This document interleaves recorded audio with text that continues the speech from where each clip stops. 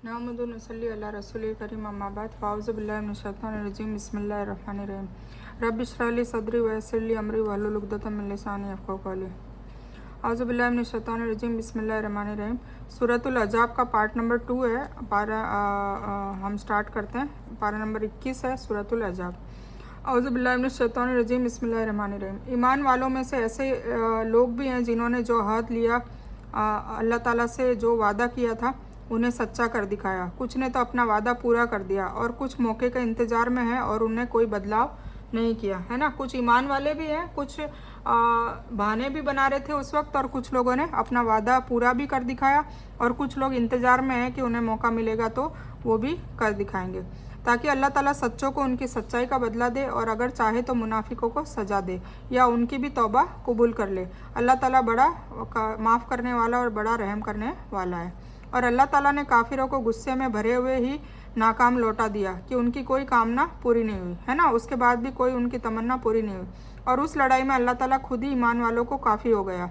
अल्लाह ताला बड़ा ताकतवर और गालिब है। और जिन अहले किताब ने उनके साथ सांठगांठ कर ली थी, उन्हें भी अल्लाह ताला ने किलों से निकाल दिया और उनके दिलों में भी डर डाल दिया कि तुम उनके एक गुट को कत्ल कर रहे हो और एक गुट को बंदी बना रहे हो। यह आयत उन कुछ सहाबा के बारे में नाजिल हुई है जिन्होंने इस मौके पर अपनी जानों की कुर्बानी देने के अजीब और आश्चर्यजनक मतलब ताज्जुब खेज करतब दिखाए। उन्हीं में वे सहाबा भी शामिल थे जो बद्र की लड़ाई में शामिल न हो सके थे, लेकिन उन्होंने यह अहद कर रखी थी कि अगर जब दोबारा कोई मौका आया तो जिहाद में भरपूर हिस्सा लेंगे। जैसे नज़र बिन अनस वगैरह जो आखिर में लड़ते हुए ओहद की लड़ाई में शहीद हो गए। उनकी शरीर पर तलवार, भाले और तीरों के 80 से ऊपर घाव थे। सुभान अल्लाह। शहादत के बाद उनकी बहन ने उन्हें उनकी उंगली के पोर से पहचाना था। ये मुस्नद अहमद की उसमें आया हुआ है। और नहब का मतलब वादा है, मनौती, मन्नत और मौत किए गए हैं। मतलब यह कि उनके नेक लोगों में से कुछ अपना वादा या मन्नत पूरी करते हुए शहीद हो गए। और मूर्ति पूजक जो कोई इलाके से जमा होकर आए थे ताकि मुसलमानों का वजूद ही ख़त्म कर दे, अल्लाह ने उन्हें अपने गजब और बुरे इरादे के साथ वापस लौटा दिया। न तो दुनियावी धन दौलत उनके हाथ लगी और न ही आखिरत में बदला या नेकी हासिल करने के हकदार होंगे। किसी भी तरह की नेकी उन्हें हासिल न होगी। मतलब अल्लाह ताला ने उनको ऐसे पराजित किया कि न दुनिया में कोई फ़ायदा मिला उनको और न ही आखिरत में। और उसने तुम्हें उनकी भूमि का और उनके घेरों का और धन संपत्ति का मालिक बना दिया, और उस भूमि का भी जिस पर तुम्हारे पग ही नहीं गए। अल्लाह ताला सब कुछ कर सकने की कुदरत रखता है। बेशक ए नबी, अपनी बीवियों से कह दो कि अगर तुम्हारी इच्छा दुनियावी ज़िंदगी और दुनियावी जीनत की है तो आओ, मैं तुम्हें कुछ दे दिला दूँ और तुम्हें अच्छाई के साथ छोड़ दूँ। तलाक लेने की बात करी। और अगर तुम्हारी इच्छा अल्लाह और उसके रसूल और आखिरत का घर है तो यकीन करो कि तुम में से नेकी का काम करने वालियों के लिए अल्लाह ताला ने बड़ा अच्छा बदला दे रख छोड़ा है। ए नबी की बीवियों, तुम में से जो भी खुली बेहयाई करेगी उसे दुगना अजाब दिया जाएगा। अल्लाह ताला के करीब यह बड़ी आसान बात है। अब इसमें कुछ ने इससे खैबर की ज़मीन का मुराद लिया है, क्योंकि उसके बाद ही हुदैबिया सुलह के बाद मुसलमानों ने खैबर पर फतह हासिल की थी। कुछ ने कहा कि मक्का की ज़मीन है और कुछ ने फ़ारस और रोम की ज़मीन को इसका मतलब बताया है, और कुछ ने उन सारी धरती को बताया जो मुसलमान क़यामत तक फ़तह के जरिए हासिल करेंगे।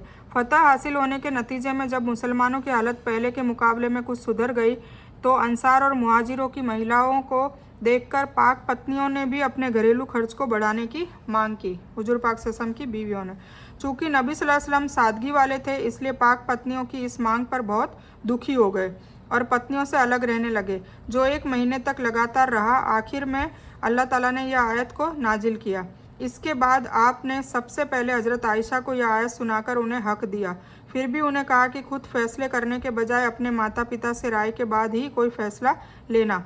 हज़रत आयशा ने कहा कि यह कैसे हो सकता है कि मैं आपके बारे में मशवरा करूं, बल्कि मैंने अल्लाह और रसूल सल्लल्लाहु अलैहि वसल्लम को छोड़कर दुनियावी सुख सुविधा को तरजीह नहीं दी। मतलब आयशा रज़ियल्लाहु ताला ने ये जो फ़ैसला था वो मना कर दिया। वो हुजूर पाक सल्लल्लाहु अलैहि वसल्लम को साथ ही रहना उन्होंने कबूल किया। कुरान में अल-फ़ाहिशा को व्यभिचार, बदकारी के अर्थ मायने में इस्तेमाल किया गया है, लेकिन फ़ाहिशा को बुराई के लिए यहाँ इसका मतलब बुराई और बुरा सुलूक के हैं। और तुम में से जो कोई भी अल्लाह और उसके रसूल की फरमाबरदारी करेगी और नेक काम करेगी, हम उसे दोगुना बदला देंगे। उनकी बीवियों के लिए कहा, और उसके लिए हमने बेहतरीन रोजी भी तैयार कर रखी है। ए नबी की बीवियों, तुम आम औरतों की तरह नहीं हो। अगर तुम परहेजगारी बरतो तो नर्म लहजे से बात न करो कि जिसके दिल में कोई रोग हो जाए, वह कोई बुरा इरादा करे, लेकिन कायदे के मुताबिक बात करो, है ना। ज़्यादा इतरा कर और मिठास से बात करना गैर महरमों के साथ मना किया गया है। क्यों? क्योंकि उससे क्या होता है, सामने वाला जो मर्द है उसके दिल में उसके लिए प्यार उमड़ता है, और ये मर्द में फितरी तौर पे अल्लाह ताला ने डाल रखा होता है। तो इसलिए, और ख़ास करके हुजूर पाक सल्लल्लाहु अलैहि वसल्लम की बीवियों को तो बिल्कुल मना कर रखा है कि अगर कोई मर्द आए तो उसको नर्म लहजे से बात मत करो, कड़काई से बात करो, ताकि उसके दिल में कोई रोग पैदा ना हो जाए, मतलब मोहब्बत ना आ जाए।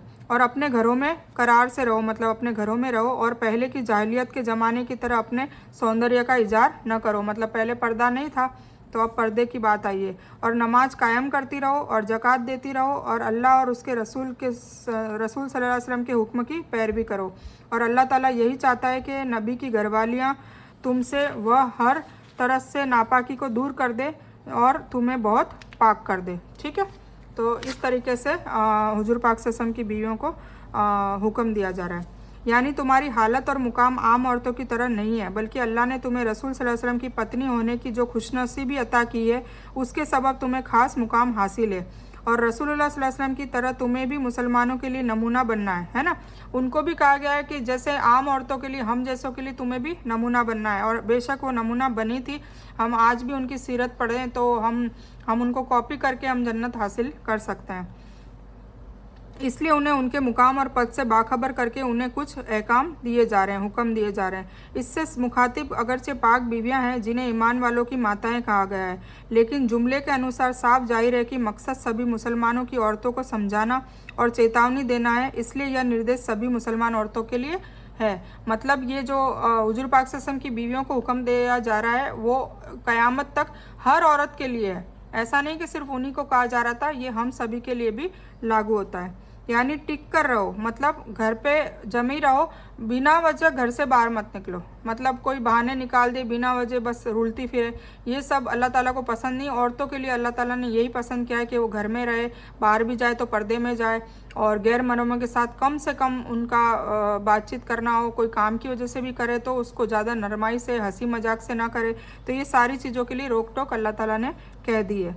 यानी टिक कर रहो और बिला सबब घर से बाहर ना निकलो। इसमें वाजे कर दिया है कि औरतों के काम का दायरा सियासत और हुकूमत नहीं है, आर्थिक झमेले में भी नहीं है, बल्कि घर के अंदर रहकर गृहस्थी के काम को पूरा करना है। अहले बैत से मुराद कौन है, इसके बारे में कुछ इख्तिलाफ है। कुछ ने पाक बीवियाँ मुराद लिया है, जैसा कि यहाँ कुरान करीम के लफ्ज़ों से वाजे हो रहा है। कुरान ने यहाँ पाक बीवियाँ को ही अहले बैत कहा है। कुरान के दूसरे मुकाम पर भी बीवी को अहले बैत कहा है, जैसे सूरह हूद आयत नंबर 73 में आता है। इसलिए पाक बीवियों का अहले बैत होना कुरान के लफ्ज़ों से ही वाजे है। कुछ लोग कुछ कौल के बिना पर अहले बैत का संबंध केवल हज़रत अली, हज़रत फ़ातिमा, हज़रत हसन और हज़रत हुसैन रज़ियल्लाहु ताला अन्हुम को मानते हैं, और पाक बीवियों को इससे अलग समझते हैं, जबकि पहले लोग इन 4 सहाबा को इससे अलग समझते हैं। जबकि दरमियानी रास्ता और संतुलित बात यह है कि दोनों ही अहले बैत है ना, बीवियाँ भी, और हज़रत अली, हज़रत फ़ातिमा, हज़रत हसन हुसैन रज़ियल्लाहु ताला अन्हुम ये भी। ठीक है, ये सारे के सारे अहले बैत है। पाक बीवियाँ तो पाक कुरान के इन लफ्ज़ों के सबब और दामाद और औलाद उन कौल के बिना पर जो सही हदीस से साबित है, जिनमें नबी सल्लल्लाहु अलैहि वसल्लम ने उनको अपनी चादर में लेकर फरमाया कि ए अल्लाह, ये मेरे अहले बैत हैं, जिसका मतलब यह होगा कि यह भी मेरे अहले बैत से हैं। या यह दुआ है कि अल्लाह इन्हें भी पाक बीवियों की तरह मेरे अहले बैत में शामिल कर ले। इसी तरह सभी दलीलों और सबूतों में मुआफ़िकत हो जाती है। ठीक है, और तुम्हारे घरों में अल्लाह ताला की जो आयतें और रसूल की हदीसें पढ़ी जाती है, उनको याद करती रहो, और बेशक अल्लाह ताला लतीफ़ बाखबर है ना। ये हमारे लिए भी है। मतलब क्या कहा है, तुम्हें घरों में अल्लाह की जो आयतें और रसूल की हदीसें पढ़ी जाती है, उनको याद करती रहो। तो हमें भी याद करते रहना है। बेशक मुसलमान मर्द, मुसलमान औरतें, ईमानदार मर्द, ईमानदार औरतें, इताअत करने वाले मर्द, इताअत करने वाली औरतें, सच्चे मर्द और सच्ची औरतें, सब्र करने वाले मर्द, सब्र करने वाली औरतें, विनती करने वाले मर्द और विनती करने वाली औरतें, सदका करने वाले मर्द और सदका करने वाली औरतें, रोज़े रखने वाले मर्द और रोज़े रखने वाली औरतें, अपनी शर्मगाह की हिफाजत करने वाले मर्द और अपनी शर्मगाह की हिफाजत करने वाली औरतें, और बहुत ज़्यादा अल्लाह का जिक्र करने वाले और करने वालियाँ, इन सब के लिए अल्लाह ताला ने बड़ी मग़फ़िरत और बहुत बड़ा अजर तैयार कर रखा है।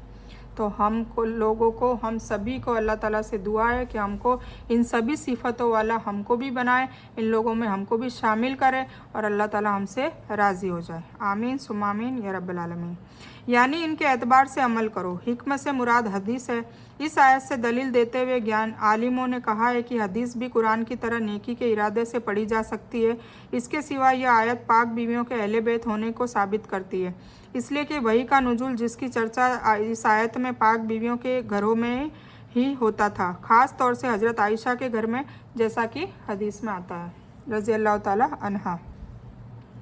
और देखो, किसी मुसलमान मर्द और औरत को अल्लाह और उसके रसूल के फ़ैसले के बाद अपनी किसी बात का कोई हक़ बाकी नहीं रह जाता। याद रखो, अल्लाह ताला और उसके रसूल की जो भी नाफरमानी करेगा वह खुली गुमराही में पड़ेगा। मतलब हमें वतीउल्लाह वतीउर रसूल, हुजूर पाक सल्लल्लाहु अलैहि वसल्लम की इताअत करने से ही हमें जन्नत मिलेगी और हम गुनाहों से पाक होंगे और हमें अजाबों से निजात मिलेगी। और याद करो, जबकि तू उस इंसान से कह रहा था कि जिस पर अल्लाह ने भी नेमत किया और तूने भी कि तू अपनी पत्नी को अपने पास रख और अल्लाह से डर, तो तू अपने दिल में वह बात छिपाए हुए था जिसे अल्लाह जाहिर करने वाला था, और तू लोगों से डर खाता था, हालांकि अल्लाह ताला इसका ज़्यादा हकदार था कि तू उससे डरे। तो जबकि जैद ने उस औरत से अपनी ज़रूरत पूरी कर ली, हमने उसे तेरे विवाह में दे दिया ताकि मुसलमानों पर अपने ले पालकों की बीवियों के बारे में किसी तरह का संकोच न रहे, जबकि वह अपनी ज़रूरत उनसे पूरी कर लें। अल्लाह ताला का यह आदेश होकर ही रहने वाला था। यह आयत हज़रत ज़ैनब के विवाह के बारे में, ये जो बात है ये अभी आपको डिटेल में बता देती हूँ। यह आयत हज़रत ज़ैनब के विवाह के बारे में नाजिल हुई थी। हज़रत ज़ैद बिन हारिसा असल में अरब थे, लेकिन किसी ने उन्हें बचपन में ही पकड़कर गुलाम बनाकर बेच दिया था। नबी सल्लल्लाहु अलैहि वसल्लम ने हज़रत खदीजा के विवाह के बाद हज़रत खदीजा से उन्हें ख़रीद कर रसूलुल्लाह सल्लल्लाहु अलैहि वसल्लम को तोहफ़े के तौर पे दिया था। ठीक है, आप सल्लल्लाहु अलैहि वसल्लम ने उन्हें आज़ाद करके अपना पुत्र बना लिया था। नबी सल्लल्लाहु अलैहि वसल्लम ने उनके विवाह का मामला अपनी फूफी की पुत्री हज़रत ज़ैनब के साथ रखा था, जिस पर उन्हें और उनके भाई को अपने ख़ानदानी इज्जत के बिना पर संकोच हुआ कि जैद एक आज़ाद किए हुए गुलाम है और उनका रिश्ता एक ऊँचे इज्जतदार घराने से है। इस पर यह आयत नाजिल हुई, जिसका मतलब यह है कि अल्लाह और रसूल सल्लल्लाहु अलैहि वसल्लम के फ़ैसले के बाद किसी ईमान वाले मर्द और औरत को यह हक़ है ही नहीं कि वह अपने हक़ का इस्तेमाल करे, है ना। जब हुजूर पाक सल्लल्लाहु अलैहि वसल्लम ने फ़ैसला कर दिया तो ऊंचा नीचा ख़ानदान देखने की कोई ज़रूरत है ही नहीं, क्योंकि हुजूर पाक सल्लल्लाहु अलैहि वसल्लम का हुक्म सर आँखों पर, और वह अपने हक़ का इस्तेमाल करे, बल्कि उसके लिए यह है कि वह अपनी रजामंदी दे दे। इसलिए इस आयत को सुनने के बाद हज़रत ज़ैनब वगैरह ने अपने इरादों पर जिद नहीं की और उनका विवाह हो गया। जो चीज़ें अल्लाह ताला ने अपने नबी के लिए जायज़ की है, उनमें नबी पर कोई हर्ज नहीं है। अल्लाह का कानून उनमें भी रहा जो पहले हुए, और अल्लाह ताला के काम अंदाजे से निर्धारित किए हुए हैं। ये सब ऐसे थे, अल्लाह ताला के आदेश पहुंचाया करते थे और अल्लाह ताला से ही डरते थे, अल्लाह के सिवाय किसी से भी नहीं डरते थे, और अल्लाह ताला हिसाब लेने के लिए काफ़ी है। एक ये वजीफ़ा भी है, वह कफ़ा बिल्लाही हसीबा।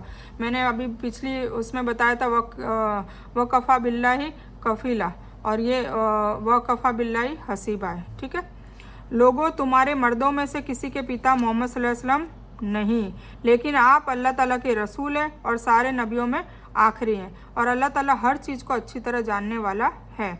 मतलब यह हज़रत ज़ैनब से नबी सल्लल्लाहु अलैहि वसल्लम के विवाह की वजह के भविष्य में कोई मुसलमान इस बारे में संकोच का एहसास न करे और ज़रूरत पड़ने पर गोद लिए पुत्र की तलाक दी हुई बीवी से विवाह किया जा सके। मतलब अल्लाह ताला ने जो गोद का जो सिस्टम है वो इस्लाम में रखा ही नहीं है। अगर गोद वाला बच्चा हमारा सगा बच्चा माना ही नहीं जाता है, इसीलिए उनसे पर्दा रखना भी बोला गया है। और ऐसा नहीं कि जैसा हम अपने बच्चों के साथ रहते हैं, हाँ उनकी परवरिश कर सकते हैं, और कोई भी कायदे कानून से लीगल कोई भी जो फॉर्मेलिटी से होती है वो सब मना है, क्योंकि उसमें उनके असली बाप का नाम हटा के हम जो गोद लेता है वो उसका नाम रख देता है, तो ये भी जायज़ नहीं है, अल्लाह ताला के हुक्मों के ख़िलाफ़ है, इसीलिए गोद लेना नहीं चाहिए। हाँ, आप परवरिश कर सकते हैं, उसको रख सकते हैं, उसकी ज़िंदगी सुधार सकते हैं, पर नाम में बदलाव और ये सब नहीं है, और फिर पर्दा भी करना जायज़ है। इसलिए वह जैद बिन हारिसा के भी पिता नहीं है जिस पर उन्हें निंदा का निशाना बनाया जा सके, है ना। मतलब जैद के हुजूर पाक सल्लल्लाहु अलैहि वसल्लम पिता नहीं है, वो तो उन्होंने गोद लिया था और बस उनको बस पाला पोसा था, पर हुजूर पाक सल्लल्लाहु अलैहि वसल्लम को पिता मना किया है कि वो पिता नहीं है, ठीक है। उन्होंने अपनी बहू से विवाह क्यों कर लिया, बल्कि एक जैद ही क्या, वह किसी भी मर्द के पिता नहीं है, क्योंकि जैद तो हारिसा के पुत्र थे। आप सल्लल्लाहु अलैहि वसल्लम ने तो उन्हें मुंह बोला पुत्र बना रखा था और जाहिलियत के रिवाज के अनुसार उन्हें जैद बिन मोहम्मद कहा जाता था।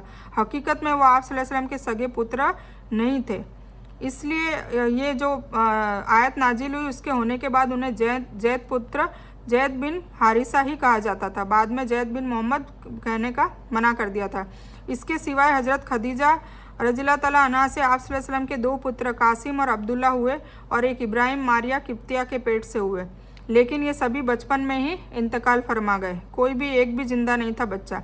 उनमें से भी कोई भी पूरी जवानी को नहीं पहुंचा। इस बिना पर आप सल्लल्लाहु अलैहि वसल्लम की अपनी औलाद में से कोई भी मर्द नहीं रहा जिसके आप सल्लल्लाहु अलैहि वसल्लम पिता हो सके, ठीक है। तो अल्लाह ताला ने ये मतलब चैनल ही तोड़ दी, कड़ी तोड़ दी, ताकि कल को हक जमा सके नबी का या किसी चीज़ का। तो ये अल्लाह की बहुत बड़ी हिकमत और मसलियत है कि अल्लाह ताला ने ये कड़ी तोड़ दी और हुजूर पाक सल्लल्लाहु अलैहि वसल्लम आखिरी नबी थे और उनकी कोई औलाद जो मर्द थी वो कोई ज़िंदा नहीं थी। सिर्फ हज़रत फ़ातिमा रज़ियल्लाहु तआला अन्हा और कुछ और बेटियां थी और बस उन्हीं से फिर ये जो नस्ल है वो चली। बाकी मर्दों में से जो बेटों में से जो नस्ल होती है वो हुजूर पाक सल्लल्लाहु अलैहि वसल्लम की थी ही नहीं। उनके बच्चे इंतकाल फरमा गए थे अपनी बचपन में ही। खातिम का अरबी ज़ुबान में मोहर होता है, मतलब खातिमिन नबी। मोहर आखिरी काम को कहा जाता है। आप सल्लल्लाहु अलैहि वसल्लम पर नबूवत और रिसालत का खात्मा हो गया।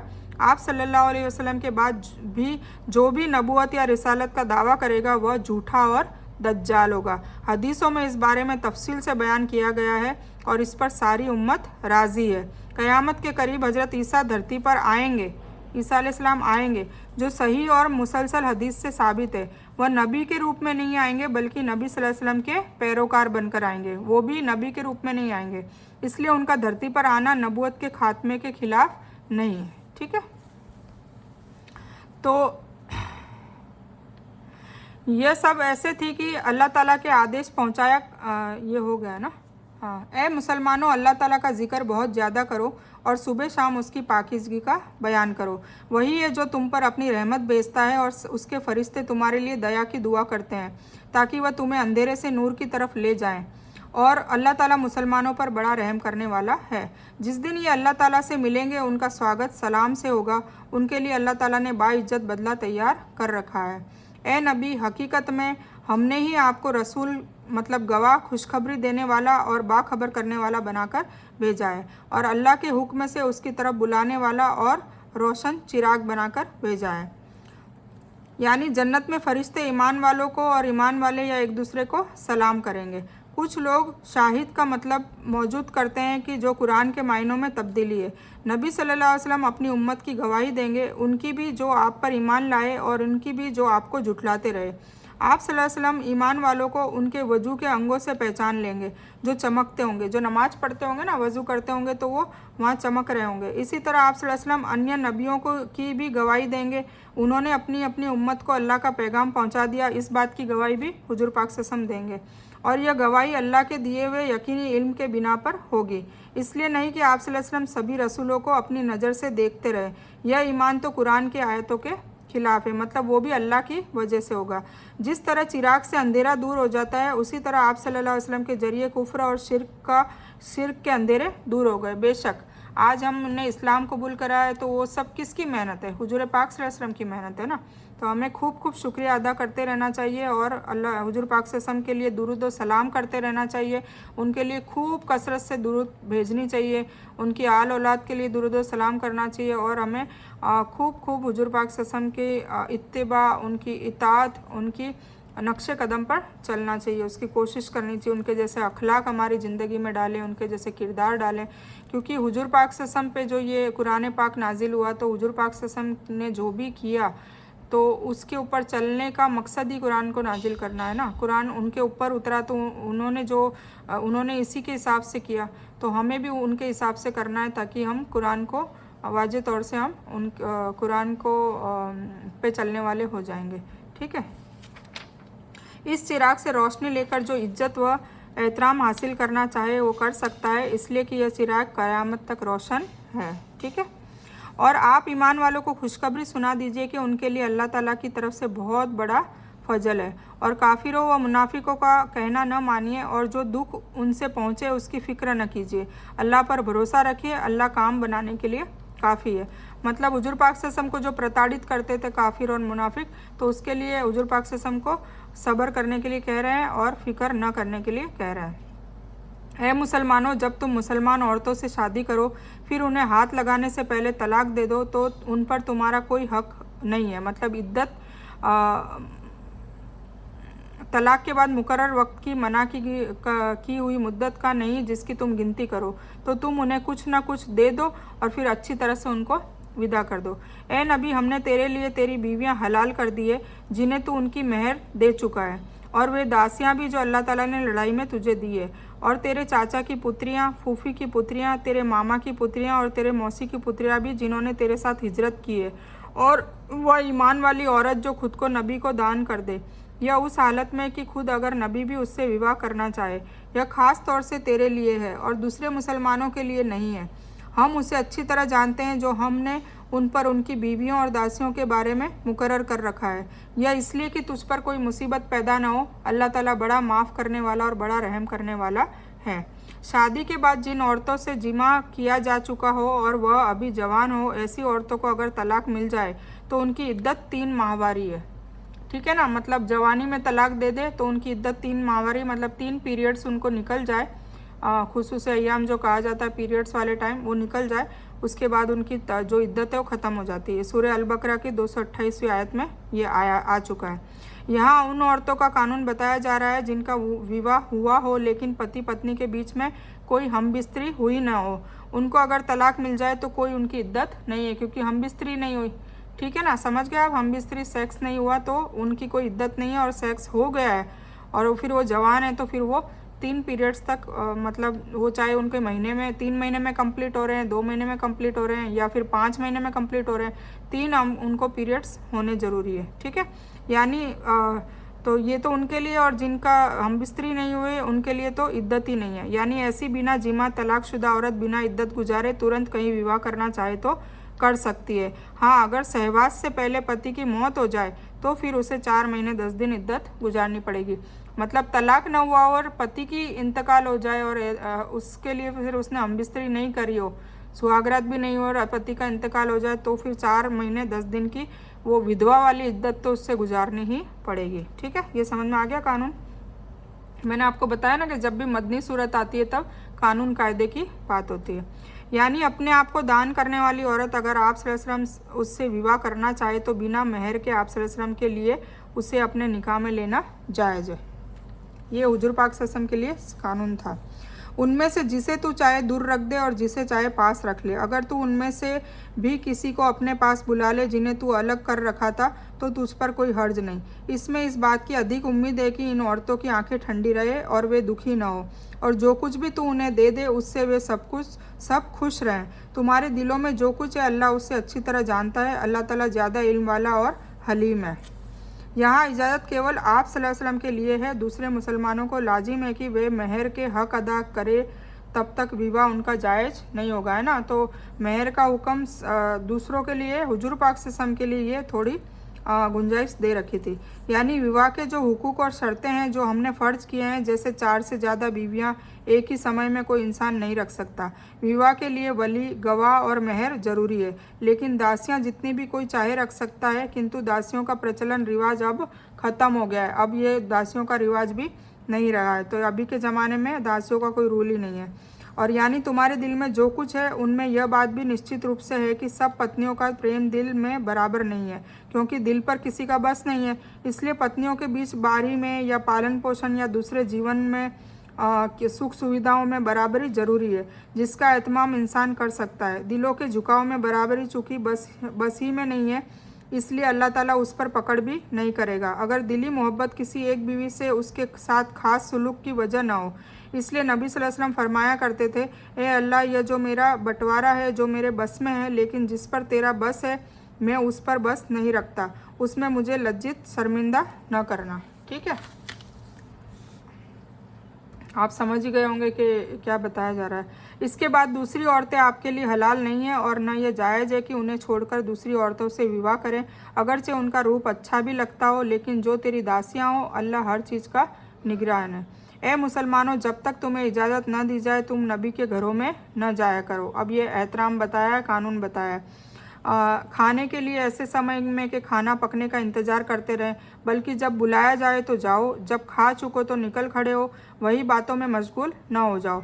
नबी को तुम्हारे इस काम से कष्ट होता है, लेकिन वह तुम्हारा आदर कर जाते हैं और अल्लाह ताला सच का बयान करने में किसी की फ़िक्र नहीं करते, है ना। हुजूर पाक से हम परेशान होते थे जब वहाँ पर खा के और वहीं मशगूल हो जाते थे बातों में, क्योंकि उनका भी टाइम शेड्यूल होता था, वो भी अपने दीन के लिए पूरा दिन काम रहते थे, तो फिर उनका भी एक टाइम होता है आराम का और अपने बीवी के साथ प्राइवेसी मेंटेन करने का। तो अल्लाह ताला ने उनको फिर ये आयत के ज़रिए बता दिया, क्योंकि वो खुद भी शर्माते थे ये बोलने से और उनका इज्जत भी करते थे अपने साथियों का कि उनको कहीं ऐसा बोले तो अच्छा ना लगे। तो इसीलिए अल्लाह ताला ने ये आयत नाजिल करके स्पष्ट कर दिया। और अल्लाह ताला सच का बयान करने में किसी की फ़िक्र नहीं करता। और जब तुम नबी की बीवियों से कोई चीज़ मांगो तो पर्दे के पीछे से मांगो, है ना। ये सहाबाओं को चेतावनी दी जा रही है सारे हुक्म पालने की, कि इजाज़त के बिना घरों में मत जाओ, ऐसे टाइम पे मत जाओ जब खाना बनता हो या खाने का वक्त हो तब ना जाओ, और फिर अगर कभी खाने पे तुम्हें बुलाया जाए तो खाना खाते ही तुरंत निकल पड़ो, वहाँ बातों में मशगूल ना हो, हंसी ठिट्ठे ना करो, है ना। नबी को तुम्हारे